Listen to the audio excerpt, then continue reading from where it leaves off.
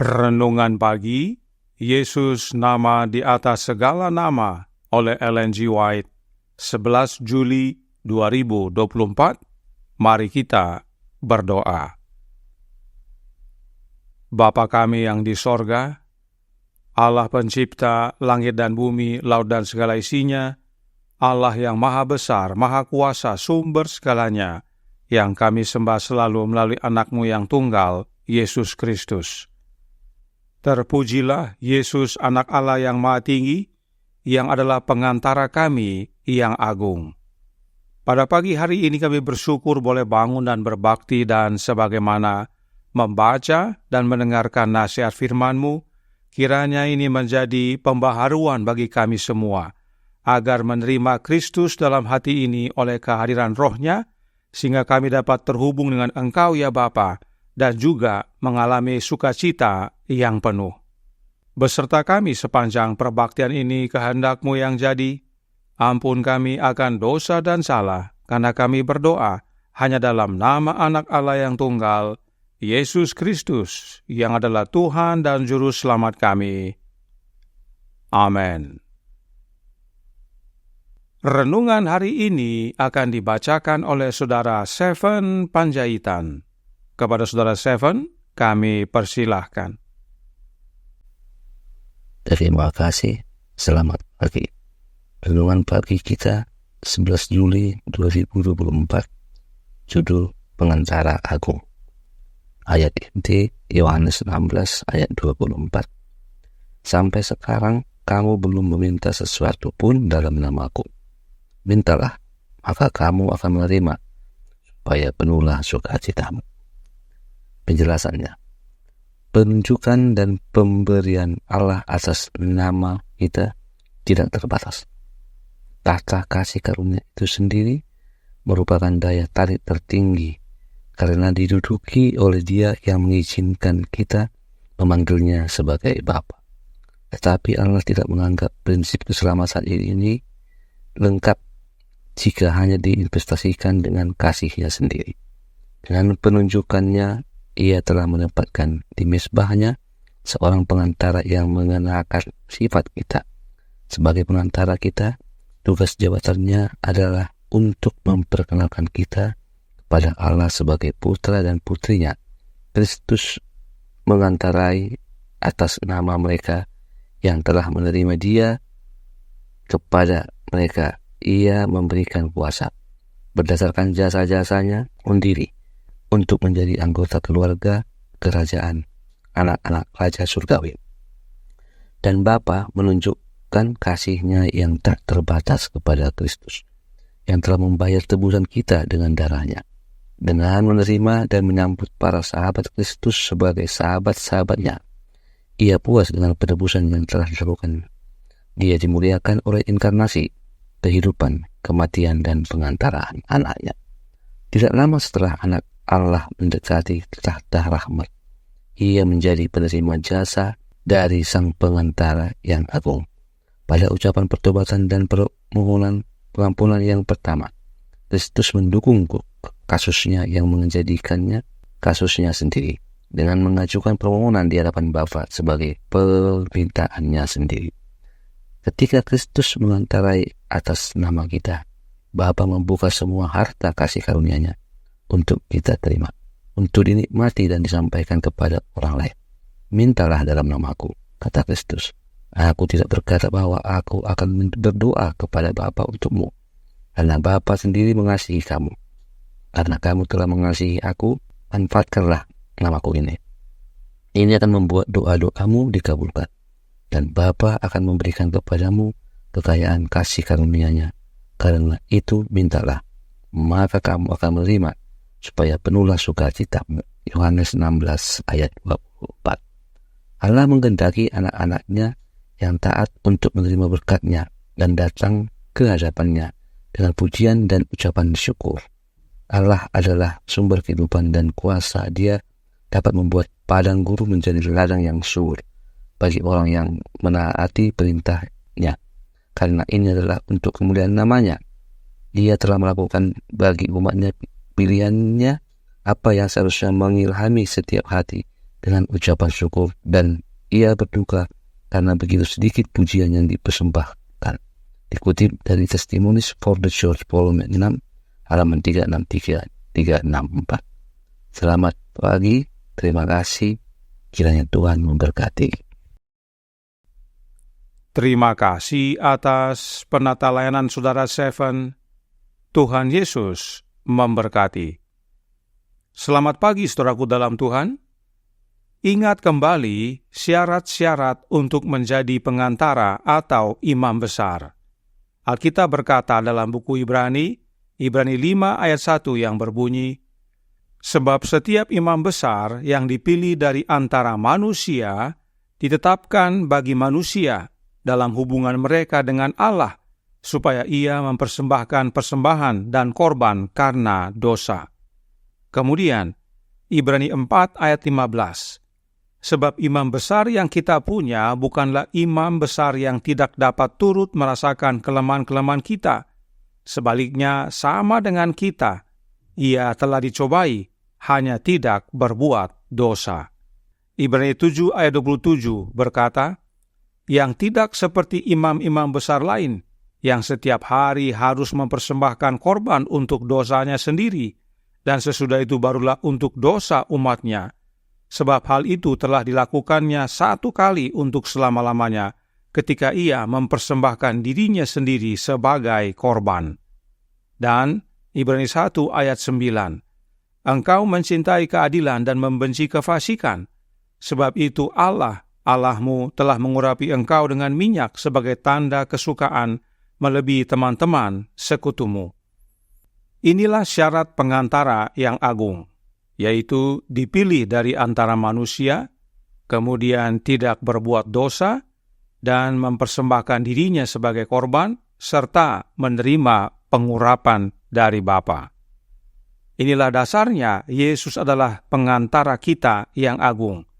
Yesuslah satu-satunya pengantara antara kita manusia kepada Bapa, Allah kita. Sebab hanya Yesus yang memiliki semua persyaratan ini.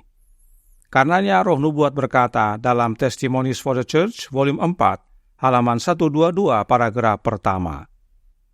Demikianlah Kristus dalam kebenarannya yang tak bernoda telah mencurahkan darahnya yang berharga masuk ke dalam tempat kudus untuk membersihkan Ka'bah. Dan di sana arus merah dibawa ke dalam pelayanan mendamaikan Allah dengan manusia. Di dalam bilik maha suci itulah arus merah atau arus darah Yesus dibawa ke dalam pelayanan imam besar untuk mendamaikan Allah Bapa dengan manusia. Dalam tulisan lainnya disebutkan, Testimonies for the Church volume 3 halaman 396 paragraf 3. Dia telah naik ke tempat yang tinggi dan memohon demi pembelian darahnya. Dia memohon di hadapan Bapanya penderitaan penyalipan. Dia mengangkat tangannya yang terluka dan mengantarai bagi gerejanya agar mereka terhindar dari pencobaan. Darah Yesus melayakkan dia untuk menjadi pengantara kita kepada Bapa. Peran pengantara ini penting sekali kita pahami, karena kita sedang hidup dalam masa penghakiman pemeriksaan. Sebab salah satu syarat untuk dapat masuk ke dalam Ka'bah dan khususnya masuk ke dalam bilik yang maha suci harus dengan darah. Itulah lambang jasa-jasa Kristus. Karenanya ingat kembali penjelasan Roh Nubuat berikut ini yang menjadi bukti bahwa Yesuslah satu-satunya pengantara kita yang agung. Patriarchs and Prophets halaman 353 paragraf 2 menjelaskan. Dupa yang naik bersama-sama dengan doa orang Israel menggambarkan jasa dan pengantaran Kristus, kebenarannya yang sempurna, dan melalui iman dihisapkan kepada umatnya, yang olehnya saja dapat menjadikan perbaktian manusia yang berdosa dapat berkenan di hadapan Allah. Di hadapan tirai bilik yang maha suci itu terdapat sebuah mesbah pengantaraan yang terus-menerus. Oleh darah dan dupa, Allah harus didekati. Lambang-lambang yang menunjuk kepada pengantara yang agung itu, melalui mana orang-orang berdosa bisa datang dekat kepada Yehova, dan melalui dia sendiri sajalah rahmat dan keselamatan dapat diberikan kepada orang yang percaya dan bertobat. Dupa itu adalah gambaran jasa dan pengantaran dan kebenaran Kristus yang oleh iman dihisapkan kepada umat Allah. Kemudian, mezbah dupa itu sama dengan mezbah pengantaraan. Itu sebabnya itu adalah lambang Yesus. Lalu, pada mezbah dupa itu ada dupa dan darah dibubuhkan. Dan hanya dengan darah dan dupa, Allah Bapa, yaitu Yehova, dapat didekati. Serta hanya melalui Yesus sendiri saja, rahmat dan keselamatan dapat diberikan kepada orang percaya dan bertobat.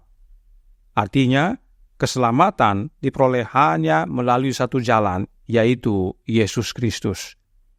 Inilah dasar kebenaran bahwa Yesuslah satu-satunya pengantara kita yang agung. Karenanya renungan hari ini berkata dalam Jesus Name Above All Names, halaman 205 paragraf 2. Sebagai pengantara kita, tugas jabatannya adalah untuk memperkenalkan kita kepada Allah sebagai putra dan putrinya. Kristus mengantarai atas nama mereka yang telah menerima Dia. Kepada mereka, Ia memberikan kuasa berdasarkan jasa-jasanya sendiri untuk menjadi anggota keluarga kerajaan, anak-anak raja sorgawi. Apakah kuasa yang Yesus berikan kepada kita? Kuasa itu adalah Roh Kudus, agar oleh kehadiran Roh-Nya, yaitu Roh-Nya Yesus yang kudus, jasa-jasa Kristus dihisapkan kepada kita. Jadi, Yesuslah yang memberikan Roh Kudus, yang adalah Roh-Nya sendiri. Itu sebabnya Roh Nubuat berkata dalam The Youth Instructor, tanggal 5 Juli tahun 1894, paragraf 6. Kristus pengantara kita adalah Dia yang memberikan Roh Kudus, dan oleh pekerjaan jabatan Roh Kudus, penebusan yang dilakukan di Kalvari dibawa dalam kontak dengan jiwa manusia untuk mengubah karakternya dan mengubah alamiahnya sampai dapat dikatakan di sorga, engkau adalah pekerja bersama dengan Allah, memikul kuk Kristus, memikul bebannya. Yesus memberikan Roh Kudus yang adalah Roh-Nya Yesus itu sendiri, agar pekerjaan penebusan membawa perubahan karakter dan alamiah kita, agar kita layak menerima kehidupan kekal, dan Roh Kudus itu bukanlah oknum lain. Roh Kudus itu berasal dari Yesus. Bahkan dalam kutipan lainnya disebutkan, Roh Kudus itu mengalir dari Yesus. Karenanya, melalui kehadiran Roh-Nya lah, Yesus, sang pengantara kita yang agung, terhubung dengan kita di dunia ini.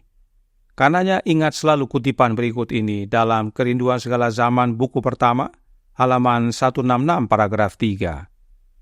Sementara Yesus melayani di bait suci yang di sorga, oleh Roh-Nya, Ia masih juga melayani jemaat di dunia ini. Ia ditarik dari mata perasaan, akan tetapi janji perpisahannya ditepati, yaitu, dan ketahuilah aku menyertai kamu senantiasa sampai kepada akhir zaman. Matius 28 ayat 20. Secara fisik, Yesus memang sudah kembali ke sorga dan menjadi imam besar kita di hadapan Bapa. Tetapi Dia tidak suruh oknum lain atau orang lain yang bukan dirinya untuk menyertai kita. Yesus sendiri masih tetap melayani kita, yaitu melalui kehadiran Roh-Nya, yaitu Roh Kristus itu sendiri.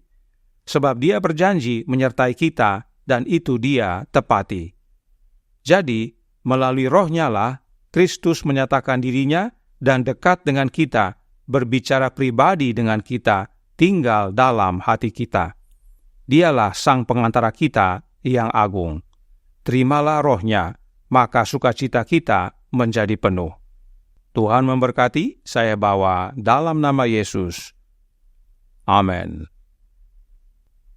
Mari kita berdoa.